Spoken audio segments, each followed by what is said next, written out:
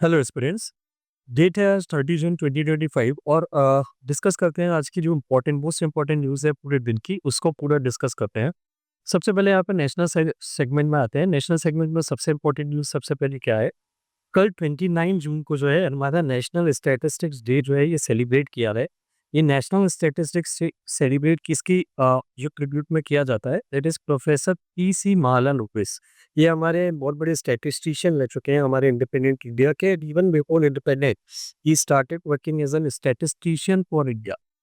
तो ये इनकी इनको कमेमोरेट करने के लिए जून 29 को हर साल पीसी महालनोबिस को ये नेशनल स्टैटिस्टिक्स डे सेलिब्रेट किया जाता है। इस साल की थीम क्या है? 75 ईयर्स ऑफ नेशनल सैंपल सर्वे। ये जो नेशनल सैंपल सर्वे है एनएसएस, ये नेशनल सैंपल सर्वे हमारे अक्रॉस द कंट्री जो हाउस होल्ड्स हैं उनके अलग अलग जो रिलेटेड इंडिकेटर्स या स्टैटिस्टिक है उसको कलेक्ट करने में हेल्प करता है, related to their consumption, related to their income. इससे हमको इकोनॉमी की प्रॉपर पिक्चर मिल पाती है। ये हमारे इंडिपेंडेंट इंडिया का one of the most important survey है जो हमारी इकोनॉमी की स्टेटस समझने में हेल्प करता है। तो यहाँ पे पीसी महालनोबिस जी ने ये एनएसएसओ जो ऑर्गेनाइजेशन है जो ये सैंपल सर्वे कलेक्ट करती है उसके फाउंडेशन रखने में हेल्प करी थी। तो ये सेलिब्रेशन जो है नेशनल स्टैटिस्टिक्स डे का सेलिब्रेशन कब से किया जा रहा है? ये फर्स्ट टाइम सेलिब्रेट किया गया था 2007 में, और तब से हर साल इनके बर्थडे पे ये नेशनल स्टैटिस्टिक डे सेलिब्रेट किया जाता है। पीसी महालनोबिस जी को कई चीज़ों के लिए जो है वो जाना जाता है, रिनोन्ड है ये। इन्होंने one of the most important thing for which he is renowned is इनका एक इंडिकेटर स्टैटिस्टिकल मेजर इन्होंने दिया था महालनोबिस डिस्टेंस, जो ये बताने में हेल्प करता है कि कहीं पे जैसे किसी भी जगह पे अगर आप सर्वे कर रहे हैं, तो सर्वे में आप ये कैसे पता लगाएँगे कि कौन कितना किस किस चीज़ से सफ़र कर रहा है या किस मेन जो एवरेज है उससे कितने डिस्टेंस पे लाई करता है। मतलब आप किसी भी चीज़ को मेज़र कर रहे हैं, जैसे आप हंगर को मेज़र कर रहे हैं, तो किसी रीजन की हंगर मेज़र करते टाइम कौन कितना ज़्यादा हंग्री है, कितना कम हंग्री है, ये एस्टीमेट आप कैसे निकालेंगे? उसके लिए उन्होंने एक स्टैटिस्टिकल मेज़र बनाया था, दैट इज़ महालनोबिस डिस्टेंस। तो ये वहाँ पे काम आता है। देन उसके बाद इन्होंने इंडिया का इंडियन स्टैटिस्टिकल इंस्टीट्यूशन एस्टेब्लिश करने में भी बहुत इंपॉर्टेंट रोल प्ले किया था 1931 में। इसका ईयर याद रखना है आपको, इंडियन स्टैटिस्टिकल इंस्टीट्यूशन कौन से ईयर में एस्टेब्लिश हुआ था। और हमारे इंडियन गवर्नमेंट के दो डिपार्टमेंट है, एनएसएसओ और CSO, central statistical organisation and national sample survey office. इन दोनों का फाउंडेशन रखने में भी हेल्प करी थी। आपके लिए यहाँ पे मैं 2 होमवर्क दे रहा हूँ। पहला आपको ये बताना है कि सीएसओ का most important central statistical organisation का सबसे इम्पोर्टेंट रोल या फंक्शन क्या होता है? और दूसरी चीज़ जो आपको मुझे बताना है वो ये कि पीसी महालनोबिस जैसे हमारा इंडिपेंडेंस के बाद से हर साल 2012 तक हमने 5 ईयर प्लान बनाए हैं। जी 2017 में लास्ट 5 ईयर प्लान खत्म हुआ था। तो कौन-सा 5 ईयर प्लान है जो पीसी महालनोबिस जिससे सबसे ज़्यादा एसोसिएटेड थे? ये आपको मुझे कमेंट सेक्शन में वीडियो के लिख के मुझे बता। तो ये 2 चीज़ें हैं जो आपके लिए बहुत इम्पोर्टेंट है। और पीसी महालनोबिस जी के इन सारे कंट्रीब्यूशंस के लिए इनके बर्थडे को हम नेशनल स्टैटिस्टिक्स डे की तरह 29 जून को सेलिब्रेट करते हैं। उसके बाद सेकंड न्यूज़ आती है, फडणवीस कैंसल या Maharashtra cancels 3 language policy, forms new review panel after protest. हमने ये कल भी डिस्कस किया था कि ये 3 लैंग्वेज पॉलिसी महाराष्ट्र में इम्प्लीमेंट करने की बात कर चल रही थी। उसके अगेंस्ट में जो वहाँ पे ऑपोजिशन पार्टीज़ हैं उन्होंने एक प्रोटेस्ट प्लान किया था और उसी को ध्यान देते हुए, उसी को देखते हुए यहाँ पे 3 लैंग्वेज पॉलिसी का इम्प्लीमेंटेशन जो है वो अभी रोक दिया गया है। जो महाराष्ट्र के सीएम हैं उन्होंने ऐसा बोला है कि नई कमेटी बनाई जाएगी डॉक्टर नरेंद्र जाधव जी के अंदर में, जो एक बहुत बड़े एजुकेशनिस्ट हैं, जो ये बताएँगे कि 3 लैंग्वेज पॉलिसी ये कौन-सी क्लास से इम्प्लीमेंट करना चाहिए और इसको इम्प्लीमेंट करने का तरीका क्या होना चाहिए। 3 लैंग्वेज पॉलिसी क्या होती है?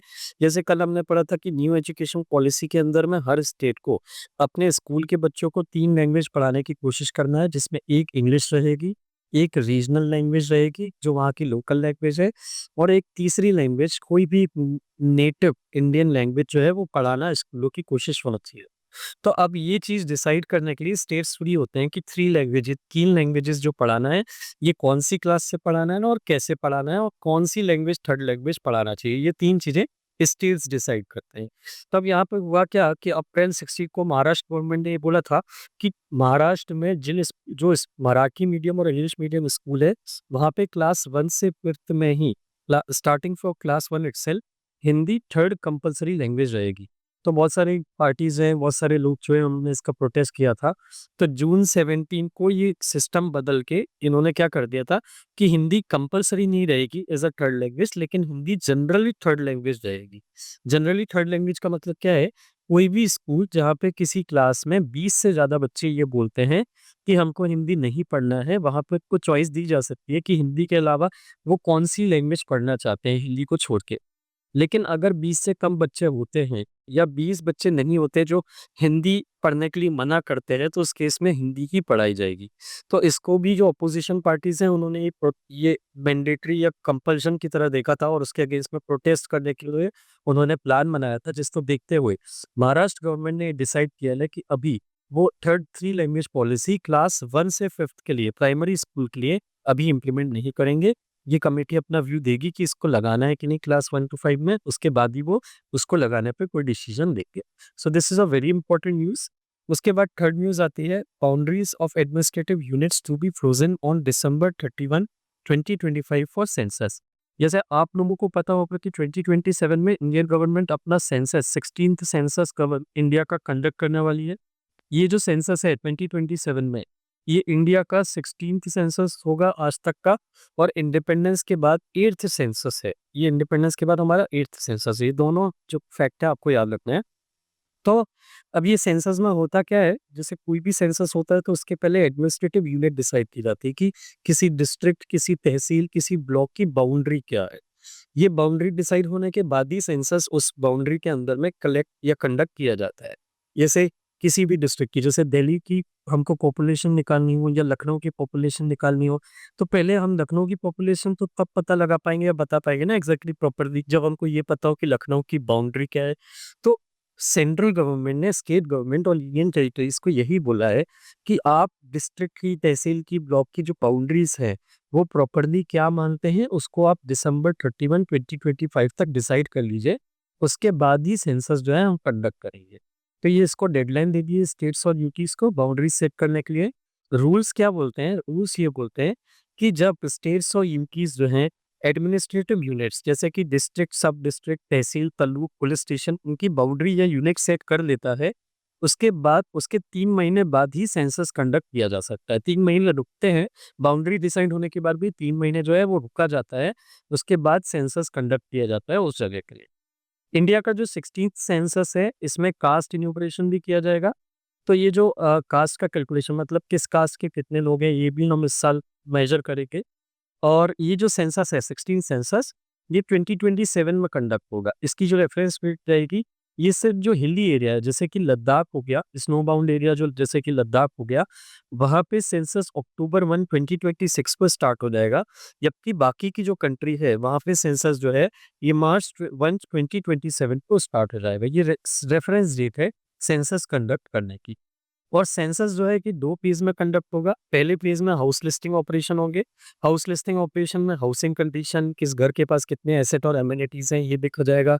और सेकंड फेज़ जो होगा, इसमें पॉपुलेशन का इनुमरेशन किया जाएगा कि इंडिया की कंट्री की पॉपुलेशन कितनी है, स्टेट्स की, डिस्ट्रिक्ट्स की, तालुक की, हर जगह की पॉपुलेशन का इनुमरेशन किया जाएगा। So this is the news related to census. News बस इतनी है कि स्टेट्स और यूटीज़ को बोला गया है कि वो अपनी बाउंड्रीज़ दिसंबर 31, 2025 तक सेट कर लें या फिक्स कर लें। उसके बाद आती है आईआर डिफेंस एंड सिक्योरिटी से रिलेटेड न्यूज़। जैसे यहाँ पे नेशनल जो न्यूज़ थी इंडिया से रिलेटेड, कल संडे था तो न्यूज़ बहुत ज़्यादा नहीं थी। तो जितनी इम्पोर्टेंट मोस्ट इम्पोर्टेंट न्यूज़ थी वो मैं सारी लेके आया हूँ। डोंट वरी, आप कोई भी न्यूज़ इम्पोर्टेंट न्यूज़ मिस नहीं करेंगे।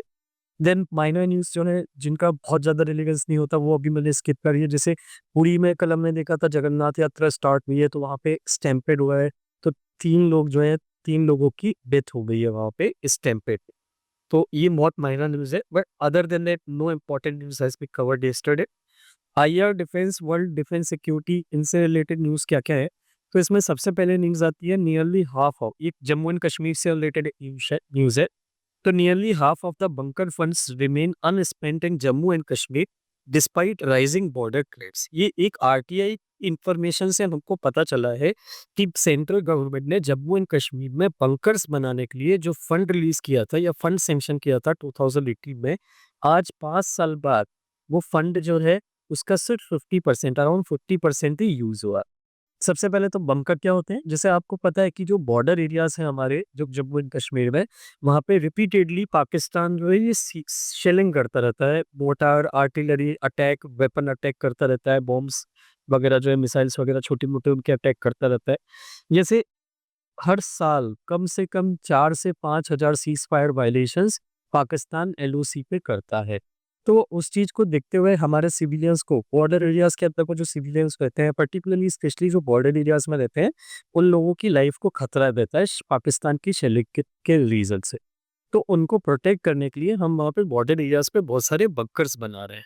और ये बंकर्स जो होते हैं, ये शेलिंग से सिविलियंस को प्रोटेक्ट करते हैं। इनको सेफ हाउस की तरह काम करते हैं, जहाँ पे हम सिविलियंस को रखते हैं जो अटैक से, वेपन, मिलिट्री अटैक या वेपन अटैक से उनको प्रोटेक्ट कर पाएँ। तो उसके लिए 2018-19 में सेंट्रल गवर्नमेंट ने कुछ फंड जो है वो सैंक्शन किया था। जैसे 2018 में 19 में सेंट्रल गवर्नमेंट ने 14,000 बंकर्स बिल्ड करने के लिए फंड सैंक्शन किया था, 415 करोड़ रुपीस का, ताकि उनको पाकिस्तान शेलिंग से बचाया जा सके। इनमें से अराउंड 7,000 एलओसी एरियाज़ के लिए थे और अराउंड 7,000 जो थे, ये इंटरनेशनल बॉर्डर जो है जम्मू, कठुआ और सांबा वाले रीजन में, ये उन विलेजेस में बंकर्स बनाने के लिए थे। आगे चल के जो है, ये 14,000 अराउंड अराउंड 40,500 बंकर्स जो हैं, इसमें 4,000 एडिशनल बंकर्स के लिए और फंड सैंक्शन कर दिए गए। मतलब उन्होंने ये बोला, गवर्नमेंट, सेंट्रल गवर्नमेंट ने ये बोला कि आप 14,500 में 4,000 और ऐड कर दीजिए, क्योंकि पाकिस्तान बहुत ज़्यादा शेलिंग करता है और लोगों की लाइफ को खतरा रहता है। तो अराउंड अराउंड 18,000 बंकर्स जो हैं, ये सेंट्रल गवर्नमेंट ने सैंक्शन करे over the period of 5 years. लेकिन जम्मू एंड कश्मीर के चीफ सेक्रेटरी जो है, अतुल अतुल बुल्लू, इनका ये कहना है कि अभी तक सिर्फ 9,500 बंकर्स ही बने हैं इंडिया पाकिस्तान बॉर्डर, और इनको बनाने के लिए अभी तक 2020 से लेके 2024 के बीच में जो टोटल फंड सेंट्रल गवर्नमेंट ने भेजा था, उसका सिर्फ 53% फंड ही यूटिलाइज हुआ है। मतलब कहीं ना कहीं जम्मू एंड कश्मीर में जिस स्पीड से एग्जीक्यूशन होना चाहिए सिविलियंस की लाइफ को प्रोटेक्ट करने का, उस स्पीड से एग्जीक्यूशन नहीं हो रहा है और फंड्स का एडिक्वेट यूटिलाइजेशन नहीं हो रहा है। और ये पर्टिकुलरली उस कंटेक्स्ट में इंपॉर्टेंट हो जाता है जब पिछले 4 साल में, जैसे ऑपरेशन सिंदूर या पहलगाम अटैक के पहले की बात करें, तो पिछले 4 साल का जो पीरियड था वो कंसिडरेबली थोड़ा पीस का पीरियड था, जब कोई मेजर कॉन्फ्लिक्ट पाकिस्तान के साथ नहीं चल रही थी। तो ऐसा भी नहीं है कि कॉन्फ्लिक्ट के कारण बंकर्स नहीं बन पाए। These funds should have been utilised to create at least 15,000 bunkers, ताकि ऑपरेशन सिंदूर या जो पहलगाम जैसी कॉन्फ्लिक्ट होती है, उस टाइम पे लोगों को प्रोटेक्ट करने के लिए स्टेप्स लिए जा सके। देन उसके बाद नेक्स्ट न्यूज़, चाइना एक बार फिर से पाकिस्तान को बचाने के लिए आ गया है। जैसे पाकिस्तान को के ऊपर कंडीशन थी आईएमएफ की कि आपको अपने फॉरेक्स रिजर्व में अराउंड 14 बिलियन डॉलर के फॉरेक्स रिजर्व्स रखने हैं। तो उसको फुलफिल करने के लिए चाइना फिर से पाकिस्तान की रेस्क्यू पे आगे रहा है। चाइना ने अपने 3.4 बिलियन डॉलर के जो लोन्स है पाकिस्तान को, उनको रिन्यू कर दिया था। तो ये 3.4 बिलियन डॉलर्स के जो एडिशनल लोन्स हैं, जो एडिशनल सपोर्ट है चाइना का, ये पाकिस्तान को हेल्प करेगा उनके 14 बिलियन डॉलर के फॉरेक्स रिजर्व्स मेंटेन करने में। इसमें से 2.1 बिलियन डॉलर जो है 3.4 बिलियन में से 2.1 बिलियन डॉलर वो है जो पाकिस्तान ने चाइना की मनी को रखा हुआ है अपने रिजर्व्स में। चाइना ने अपने कुछ डॉलर के रिजर्व्स पाकिस्तान के सेंट्रल बैंक के पास रखे हुए हैं, जो उसे वापस लेना था इस साल, लेकिन अब वो वापस नहीं ले रहा है अभी, ताकि पाकिस्तान के पास फॉरेक्स रिजर्व्स बना रहे। और 2 महीने पहले पाकिस्तान ने चाइना को एक लोन रिटर्न करा था 1.3 बिलियन डॉलर का, वो चाइना ने अब पाकिस्तान को वापस दे दिया है, ताकि वो अपने फॉरेक्स रिजर्व्स मेंटेन रख सके। तो ये 2 तरीकों से चाइना फिर से पाकिस्तान को बचाने की कोशिश कर रहा है। This was the news. Then next news is related to Russia and Ukraine conflict. जैसे अभी रशिया और यूक्रेन के बीच में 3 साल से वॉर चल रहा है, लेकिन न्यूज़ ये है कि रशिया ने अभी यूक्रेन के ऊपर अब से अपने सबसे बड़े लेवल का एरियल अटैक, एयर के थ्रू अटैक लॉन्च किया है। इस अटैक के अंदर में रशिया ने कल यूक्रेन के F-16 फाइटर प्लेन जो है, ये उसको शूट डाउन कर दिया है। ये F-16 जो है, ये अमेरिका के, यूएस के one of the most important and reliable fighter planes हैं। ये 4th generation multi role fighter plane है। मल्टी रोल मतलब मल्टीपल रोल्स परफॉर्म कर सकते हैं, अलग-अलग मिशंस में अलग-अलग काम कर सकते हैं। ये जो F-16 एयरक्राफ्ट है, इसके बारे में थोड़ा डिटेल आपको पता होना चाहिए, व्हिच इज़ वेरी इंपॉर्टेंट। ये 1978 में यूएस ने इंट्रोड्यूस करे थे और उसको सर्विस में 1979 में इंडक्ट करा था। इनके फीचर्स क्या है की फीचर्स, ये सिंगल जेट एयरक्राफ्ट है जिसके जो माक 2 की स्पीड से उड़ सकता है। माक 2 की मतलब जैसे 1 माक स्पीड ऑफ साउंड के बराबर होती है। मतलब ये जो फाइटर प्लेन है F-16, ये साउंड की स्पीड से ट्वाइस स्पीड पे फ्लाई कर सकता है। इसका हाई जी फोर्स मैन्यूवरिंग कैपेबिलिटी है, मतलब ये ग्रेविटी के अगेंस्ट में बहुत हाई स्पीड पे अपने आप को अपना कोर्स चेंज कर सकता है इजीली, बहुत इजीली ये मैन्यूवर कर सकता है। इसकी कॉम्बैट की रेडियस बहुत वाइड है, ये बहुत वाइड रेंज तक अटैक कर सकता है और ये ऑल वेदर कंडीशन में, वेदर की कंडीशन कितनी भी खराब हो एक एक पॉइंट तक, ये खराब वेदर कंडीशंस में भी एनिमी के एयरक्राफ्ट को डिटेक्ट भी कर सकता है और उसको एंगेज भी कर सकता है, मतलब उसको किल या उसके ऊपर अटैक भी कर सकता है वेदर खराब होने के बाद भी। ये जो जेट है F-16 जेट, इसका एयर टू सरफेस रोल में भी बहुत ज़्यादा यूज़ किया जाता है, मतलब एयर से सरफेस पे अटैक करने के लिए भी बहुत एक्सटेंसिवली यूज़ किया जाता है। इसका सबसे रीसेंट जो यूज़ था वो ईरान इज़राइल ने ही किया है। इज़राइल का अभी ईरान के अगेंस्ट में जो ऑपरेशन राइजिंग लॉन्च चल रहा था उसमें F-16 का उन्होंने बहुत यूज़ किया था। इसके अलावा ये US government official government website के हिसाब से अभी करेंटली 4600 से ज़्यादा F-16 जो हैं ये बनाए जा चुके हैं और उनमें से 2500 से ज़्यादा F-16 जो हैं ये अभी यूएस की सर्विस में चल रहे हैं, यूएस को सर्विस दे रहे हैं और उनमें से ये सिर्फ यूएस ही यूज़ नहीं कर रहा, इसके 24 से ज़्यादा फॉरेन मिलिट्री पार्टनर कंट्रीज़ जो हैं इसका यूज़ कर रही हैं। F-16 जो है ये बड़ी-बड़ी मेजर कॉन्फ्लिक्ट में कई बार यूज़ किया गया है, जैसे कोल्ड वॉर में इसका बहुत यूज़ किया गया है यूएस और यूएसएसआर के बीच में। अफ़गानिस्तान में जो वॉर अगेंस्ट टेरर चलाया था नेटो ने और यूएस ने मिलके, वो वहाँ पे भी इसका बहुत ज़्यादा यूज़ हुआ था। देन उसके बाद ये जो अफ़गानिस्तान में यूएस ने ऑपरेशन चलाया था टेररिस्ट को किल करने के लिए, that was operation enduring freedom, उसमें बहुत हेवीली ये डिप्लॉय किए गए थे और ये ऑपरेशन इन्हेरेंट रिज़ॉल्ट आईएसआईएस के अगेंस्ट में 2014 में आईएसआईएस को ख़त्म करने के लिए तो ये ऑपरेशन इन्हेरेंट रिज़ॉल्ट चलाया था यूएस ने, उसमें भी बहुत एक्सटेंसिवली यूज़ किया गया था। एक और इम्पोर्टेंट चीज़ जो आपको याद रखना है, ये F-16 जो फाइटर प्लेन्स है, यूएस ये पाकिस्तान को भी सेल करता है और पाकिस्तान भी इसका यूज़ करता है। तो यहाँ पे 24 military foreign military partner countries में पाकिस्तान भी यूएस का ये जो है ये क्लाइंट रहा है इस फाइटर प्लेन को खरीदने के लिए।